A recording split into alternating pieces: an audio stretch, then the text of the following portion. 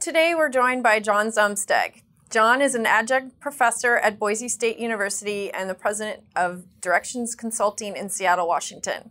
He provides consulting services to large and medium-sized private, public, and nonprofit sector clients in the areas of project management, database management, QA oversight, facilitation, mentoring, and training.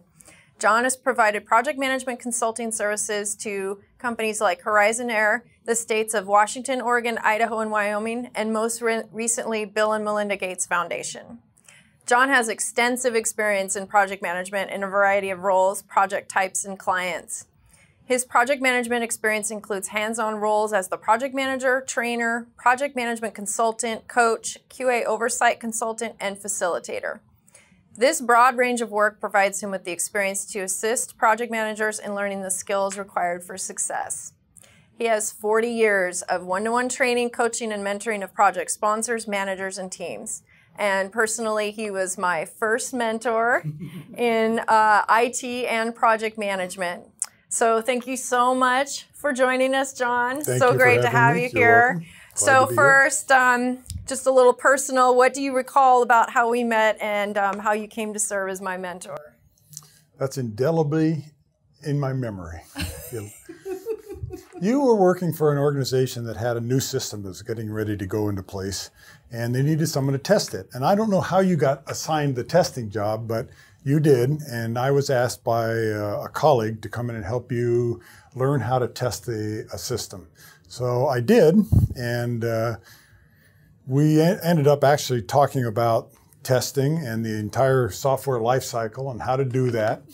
And you ended up testing the system, and then you ended up, then after that, you became a colleague of mine in the consulting company I was working for at that time. That was a while ago. 20 years. Was it really? 20 years ago, yeah. Okay, yeah. So that's how we got started.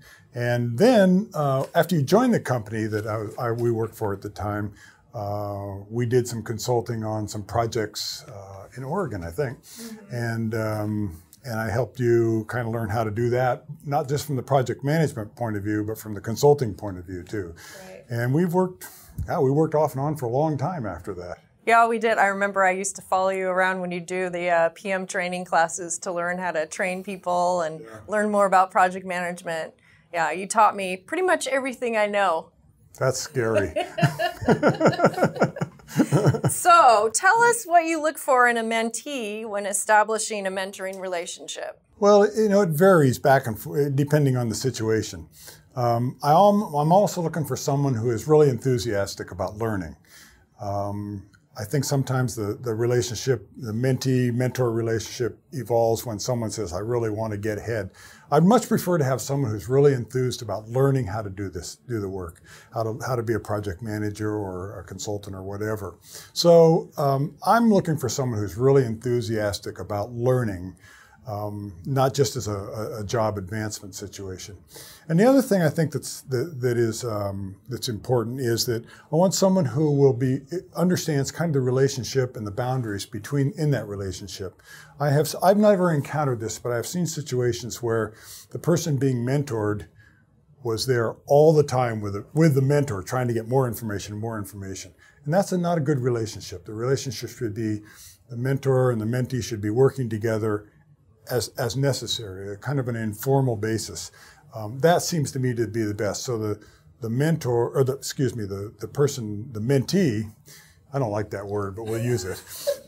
The mentee will learn a lot, will try to learn as much on his or her own as possible, and then go to the mentor to understand how that gets applied in a project management situation. So that the basic information, the basic learning goes on an individual basis, and then the mentor and the mentee can work on how to bring that into the situation they're in at that time. So I like kind of that informal relationship better. Okay.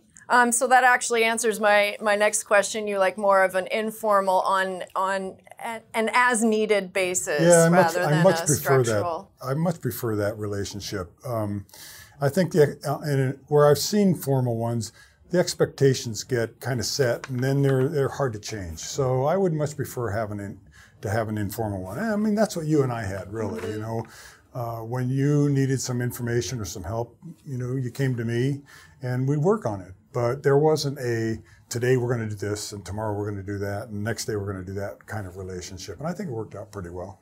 Yeah, you were always there for me when I needed you, right? Yeah. I tried to be. And so how do those relationships evolve over time as you've experienced? I think they evolve a lot, actually. They can. I think initially a relationship will do a lot of changing because both sides of that relationship are going to adjust to the relationship and what's working and what's not working. So there's a lot of that. But I was thinking about this because there's one relationship I had where I mentored a person in project management. And if I were to go to him now, he would be my mentor. He became such a great project manager. And he knows so much about project management. I would learn stuff from him now. And so that relationship, and I still talk to him, and we talk about project management. And that relationship has gone from where I was the mentor and he was the mentee, and now it's changed to where I learn from him. So they do change back and forth, yeah. And that's that's happened over a number of years. But it's a really interesting relationship now because he will occasionally ask me, what do we do about this? What should I do about this? And then I'll call him and say, I don't understand what to do about this. And his experience has been different than mine, so he can give me some information. So they will change. And I think both sides need to understand that they will change, and be willing to allow them to change to suit both sides. Right, and so everybody benefits from it. I think everyone does, yeah. It is interesting to me that one of my mentees is now my mentor in some areas. That's great, though. That's great. Yeah. That means you taught them a lot. So why is it important that people who are more advanced in their careers mentor those who are starting out? Well, I think probably the easiest answer to this is that if you've got someone that you're mentoring, you're giving that person a lot of the experience and a lot of the information and help to get them to where you are, which means you can delegate work to them. I think that's really important to be able to bring someone to the point where they're sharing some of your work. There are I think there's some real huge kind of psychological rewards to this. It's really fun to teach people things. It's really fun to see someone grow in their job and know that you had a role in doing that.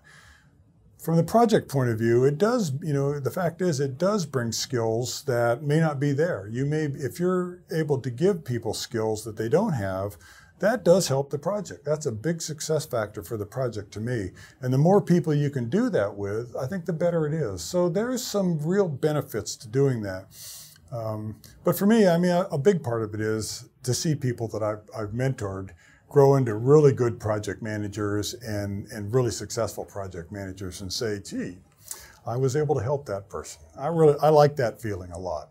That's great. That's great. Right. So if I wanted to find a mentor like you, right, not somebody that was just going to train and coach me, what kind of questions would I ask? Somebody who's willing to actually teach me and likes to teach and wants me to learn and, like you said, wants me to take on more of your work. I think the first thing, you have to understand, you have to find out whether the mentor is willing to be a mentor. Right. That's a big thing. There's a lot of people, project managers, who work 80 or 90 hours a week anyways, and taking on that responsibility can be difficult for them. But if you're working on a project where you've got a project manager who's willing to be a mentor, I think then it's simply a matter of saying, I need some help in this area. I don't understand how to do this. And I don't think it's necessary. I don't think the mentor relationship always evolves from someone going and saying, I want you to be my mentor. Right. I think most of the time it's when someone has got the skills they need, the technical knowledge, but doesn't know how to apply it. They don't know how to apply it. And so they're going to go to this person and say, I need some help here. Can you help me with this? And if that relationship is mutually beneficial, it will evolve. And so the mentor and mentee relationship evolves from saying, I need some help. Can you help me with this? And a good project manager is, I think, always going to say, yeah, absolutely, I can help you with this. You know, I may not be able to give you as much time as you want, but I can give you some insights and some ideas about how to do this.